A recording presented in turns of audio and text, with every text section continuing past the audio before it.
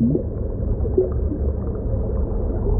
a diver by profession. My name is Fayyaz. I started diving in 1981, but I've been a professional for about 29 years now. So some places have gone 90%, some places have gone 50% damaged. It has been damaged, but still people who come for diving, even they see a damaged reef, which we see as damaged, they see it as a good reef. So they still feel amazed. So everything underwater is actually amazing.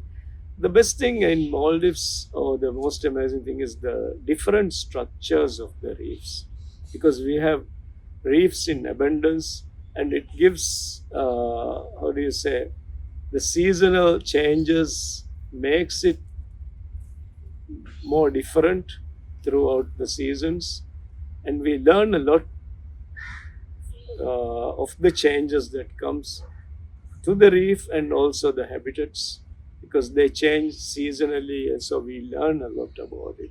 There are people who don't respect the environment, and they do a lot of damage also, not because they are not aware, they know, and most people know the regulations we have. So what we can do when we see is we just tell them nicely that it shouldn't be, and some people don't like it, but still we have to do so. And then for them to realize, I think, would be for them to have an impact personally on that. Only then they would realize. Awareness is there. So to correct it, another thing we can do is, if someone does something really bad to the environment, we should report, and we should put a fine, or I mean, just give them a penalty for that. Then only people would realize. I think that's the way it should be. Maybe for the first time we could give a more, we could say it, but if we see it repeatedly done, we should at least put a fine or make them realize with a kind of a punishment for that. One day I saw a big grouper. It just went and put in its mouth puffer fish, and then it puffed all the way into its mouth, and then it couldn't eat or swallow, so it was just struggling because of that. And then when it got tired, the puffer fish went smaller and then swam away. I started diving at a very young age. Then we didn't realize, because we took everything for granted. At that time we see a lot of sharks and other stuff, and good corals. Let's say in some places we used to see 40, 50, sometimes you can't even count the grey reef sharks and things. And then I took a break, because when I was a kid, I used to dive with my father, go on trips. But then I took a break for studies and some work which we were doing. I wasn't diving for just a very few years, okay?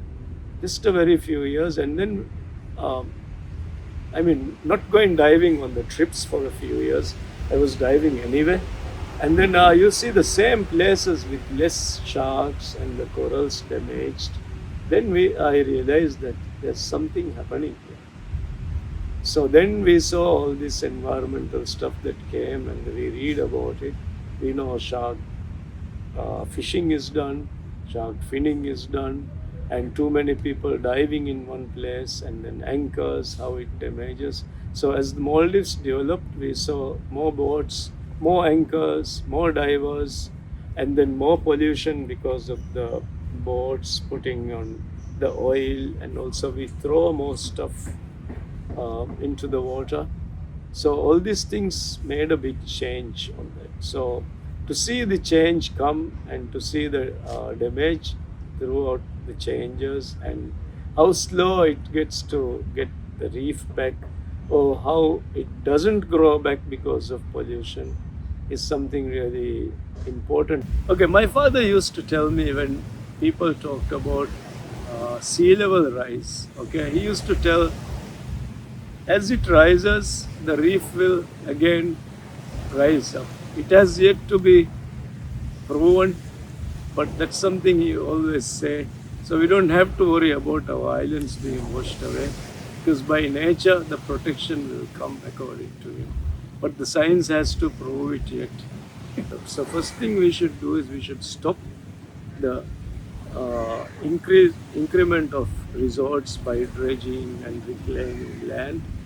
We should try to get what we have in a better shape and get it running. Because if you look at the economy in Maldives, we have enough jobs, and there are more than 50% of the workforce in the tourism industries from other countries. So in that way, we don't actually need to increase. So we need to sustain it.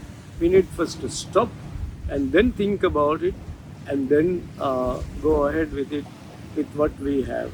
I would say it's already a bit late to take action, but always better late than never, because we have already damaged a lot of reefs. We have done a lot of dredging, we have done a lot of reclamation, and the islands we have done for tourism now with the new dredging and things are not natural islands. Because of the damage caused by that, we have lost a lot of dive diveable reefs which need time to come back. And also every island needs to have a drainage, have a sewerage, which also contributes to the pollution more. But still, I think on the politician side or the economical side, people would think the more tourists that come, the more beds we have, more will come and more money will be made. But still, for sustainability, we need to stop that, and then go ahead with what we have, and then how do you say, develop it in a way that it can be used for the future generations also.